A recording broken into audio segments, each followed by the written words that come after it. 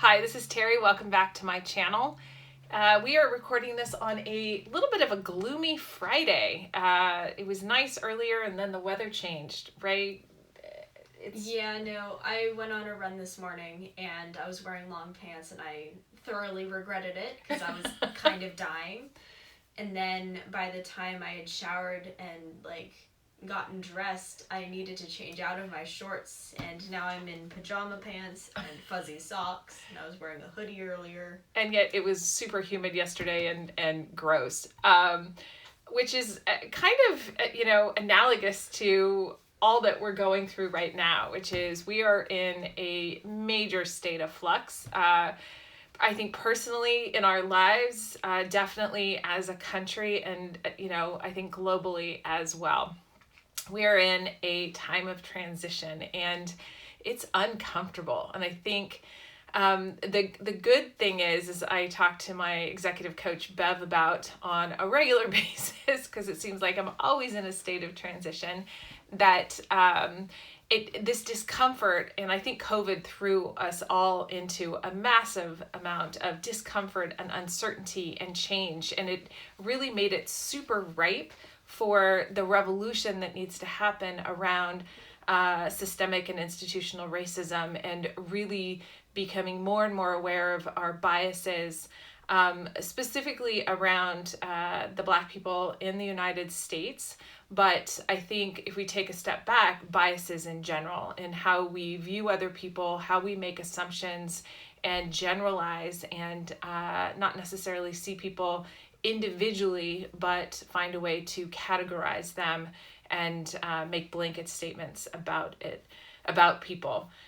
So during difficult times of transition and discomfort, it's important to have comfortable anchors that keep us rooted as we are trying to figure out how to really change and adapt and evolve, in our personal lives and our professional lives, and how we operate in society.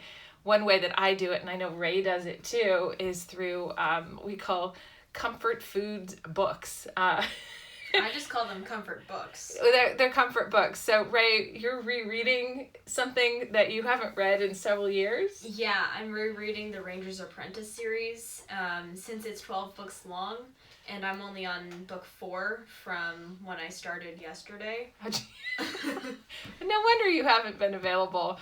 And I'm reading, one of my favorite authors is Lori R. King. She's based, I think, in Watsonville, California, and she has a series called the Mary Russell series. And she just released a new book. And so even though it's a new book, it's a very comfortable and familiar author. And I know, Ray, Lori R. King is one of your favorites. Oh, yeah. Too. And I know you just reread The Night Circus, Yep. which is another favorite. So I think Ray and I both turn to comfort books when things are uncomfortable and when there are times of change. But it's also a ripe opportunity to try something new. I talk about this, especially for midlife women, in my book, Piloting Your Life, is that when we're in midlife, we're basically in midlife puberty. And so everything is changing. Our hormones are changing. The way we look at the world, think about the world, and everything is changing. And what I advocate or recommend is, if you're going to be uncomfortable, take advantage of it. Just make yourself super uncomfortable and try new things and explore, and know that it's all going to be uncomfortable and you may as well get something out of it.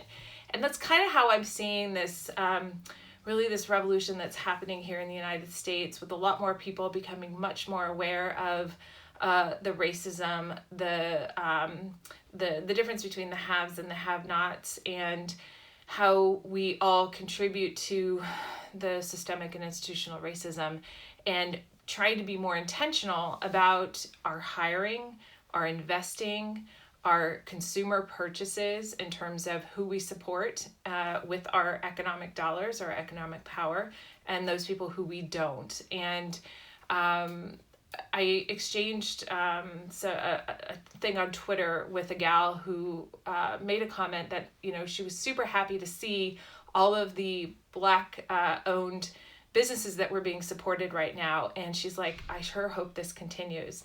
And my response was, I sure hope so too. But, you know, as I said in the last video, I'm skeptical that the behaviors will be sustained, and that right now this is the shiny object in our country, and that people, once things die down, slow down, once, you know, like right now, COVID, you know, Trump has basically said COVID is over and is ignoring it. A lot of states are completely ignoring COVID. COVID is not over. And yet some people think that if we just simply ignore it, it will go away. And I think that there are those in this country that are hoping that the shift of the attention will move from the racism to something else. I think it'll go right back to COVID, and that somehow the pressure won't be as on all of us to really change the way that we operate in this world. And, you know, one of the reasons why I'm trying to do the daily challenge, the Shift Economic Power, is to get us in the habit of being aware of the consumer purchases that we can make and being intentional about who we buy from. So I was super excited today to get, and I'm staring at 3 beautiful bottles from Meru. This is Meru vodka, and then there's a pear flavored vodka, and there's a rye whiskey, small batch rye whiskey. And the woman behind it, it's a Black woman owned business out of Portland, Oregon, and link in description. I also showcased her in the Shift Economic Power this week. And with the regular vodka, I'm looking forward to trying Jessica from Food Foundation. I think she's planning on releasing a salty dog, a healthier happy hour salty dog. So I'll put a link in the description for that, assuming she released the YouTube video today.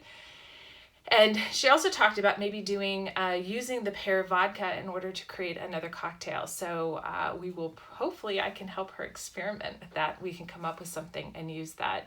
And then we tend to get together with them for what we call Whiskey Wednesdays. Although this past Wednesday was Champagne and Cupcake Wednesday, because my husband Zeke and I celebrated our 24th wedding anniversary. It's a very long time to be married. Yeah, and I'm not sure anyone should be married that long. You know, we joke that we are on month to month, although the last couple months it's felt like a day to day.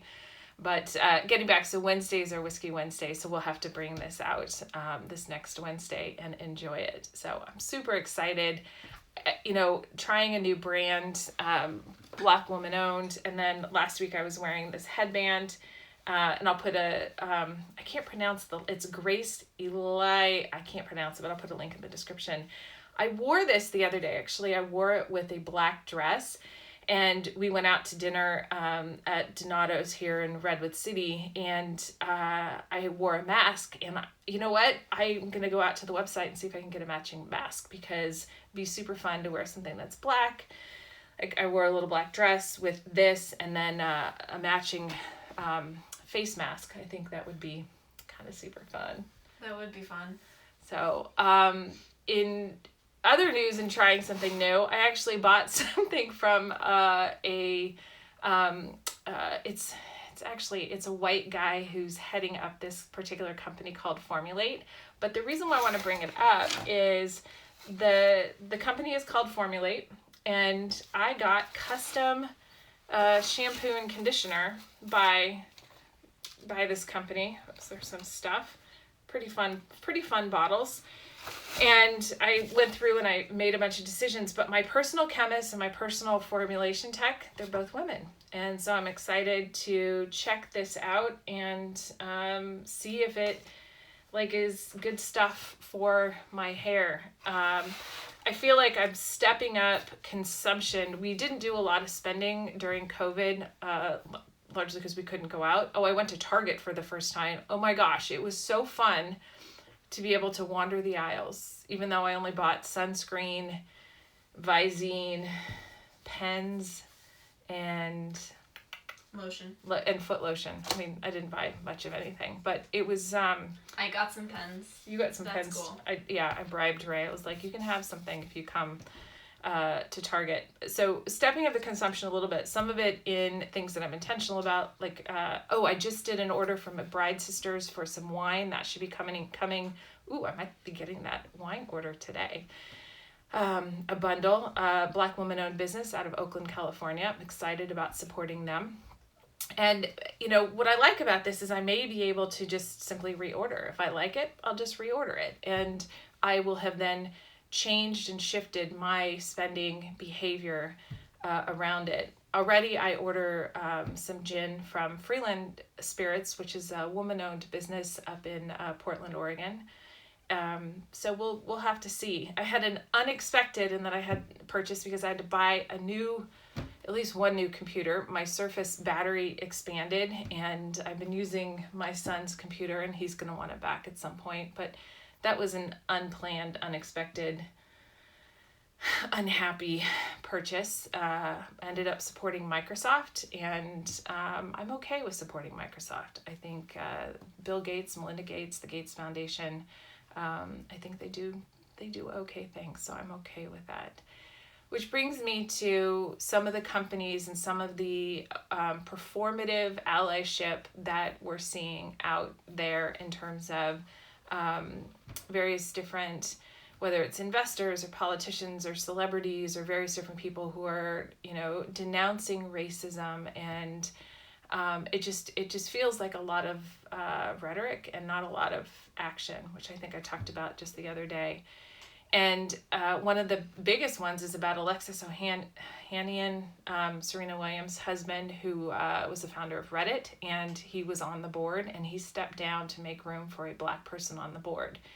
What was interesting about that is very quickly a Black man was named to the board, and it just blew up on Twitter in terms of a lot of people were like, could it be more than 4 Black people that are part of everything, that are, there are more people out there. And that's something that I've seen when the same women are selected for things over and over and over again. And I've complained that there's got to be a bigger pool. For the longest time, it was Sheryl Sandberg and Ariana Huffington and, just the same ones over and over again. And I'd like to see us expanding the pool of people, expanding the opportunities when we're looking at being more diverse and inclusive about who we have in leadership, who we have in boards, who we are naming as partners with check writing authority within venture capital firms, who we're funding from an investment perspective. I'd really like to see that stepped up, and not have it be the same people, because that's super safe. And we can't go with safe. Safe does not make the significant changes. So, speaking of changes, as we are all going through this transitional time and it's all uncomfortable, we all have all the other regular stuff that are going on in our lives. Whether it's Ray trying to find a new job, us trying to find housing for our son down in San Diego for the fall when he goes back as a sophomore at San Diego State, just normal business stuff.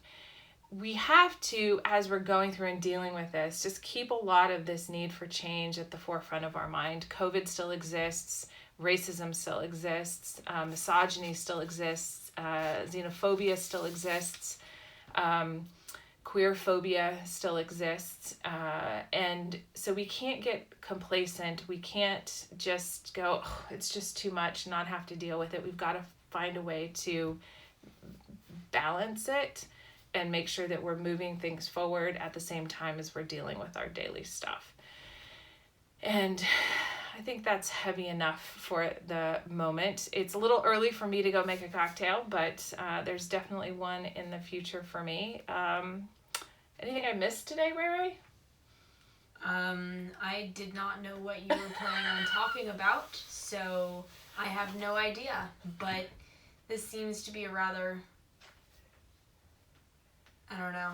I'm doing Ray's doing a hand. It's rather all-encompassing. It's covering a couple different things, but it's in terms of transition, hard, change necessary, be intentional, keep an eye on your stuff. Find anchors and ways to feel a little comfortable as you're dealing with all of this discomfort. And with that, thank you for watching. Thank you for subscribing. And as always, let go of perfection, take some risks, and above all else, have some fun. And wash your hands and take a nap. And wear a mask.